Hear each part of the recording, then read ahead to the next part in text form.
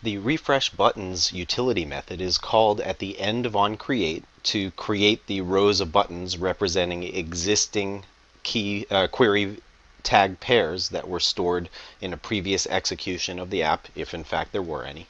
It's also called each time we create a new search as well. Now, as you can see here, refreshButtons receives a string argument which we call new tag, and we basically use that argument to decide, is this a new query that we're creating, or are we simply loading up all of the previous queries?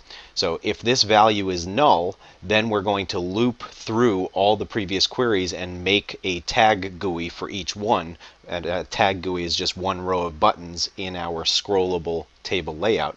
On the other hand, if new tag is not null, then we know we're creating just one new row of buttons, and we will call makeTag GUI only once for that new tag. Now here at lines 66 and 67, the first thing we do is get a string array of all the tags that are stored in our shared preferences file that Save Searches represents. So when we call getAll on the Save Searches object, it gives us a map representation of all of those key value pairs. When we then call keySet on that map, we get a set of all the keys that are in the map, and when we call toArray on that set, it creates, in this case, a string array that we then assign to our string array called tags. Now, the next thing we do at line 68 is sort that using a case-insensitive sort, and the reason we do that is when the user saves their different search queries with their tags, sometimes the user might use an uppercase or a lowercase letter, and we don't want to have to distinguish between upper and lowercase letters when we're sorting. We want them to show up in alphabetical order in the GUI regardless of case sensitivity. So we use a case insensitive sort on the tags array to sort all the different keys that have been stored into the shared preferences object. Now if new tag is not equal to null, we know that we're calling makeTag GUI, and we're going to create a new row of buttons for that tag, and we're going to specify the location in the table layout by calling the arrays class's binary search method and locating within the tags array the new tag that was added to the shared preferences file. On the other hand, if new tag is null, that's where we're building the GUI from scratch, and in that case we walk through the length of the tags array, and for every single item in that array we make a tag GUI row for that element at the specified index in the table layout. And to show you how we create the GUI for a given row of buttons, we have our private utility method makeTag, which receives as its arguments the query and the tag to create. You can see here that the string original query is being assigned a call to the shared preferences object's getString method, and what this is going to do is get the string associated with the specified tag, which is of course the corresponding search query.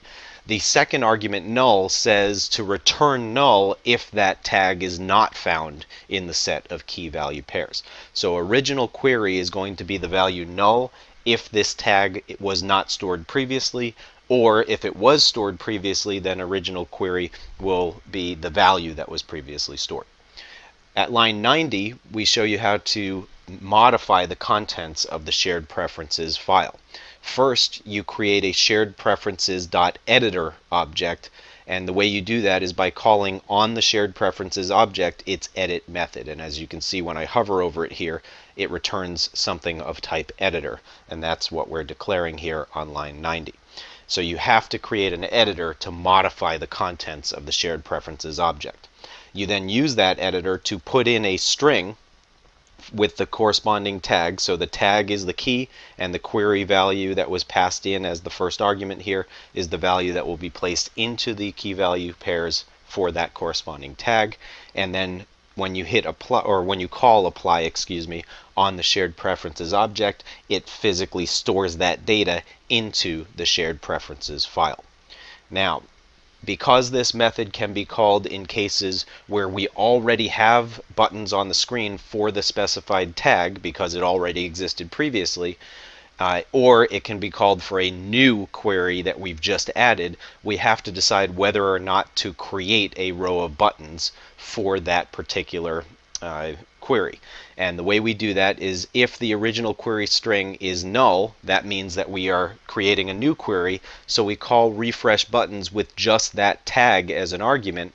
And as we saw in refreshButtons, when the argument is not null, we create one new row of buttons at the appropriate location in the graphical user interface. If the original query string is not equal to null, that means that the query already existed, and if it already existed, it already had buttons on the screen. Therefore, we don't make a new row of buttons in that case. In the next video, we'll take a look at makeTag GUI and see how we actually create one row of buttons.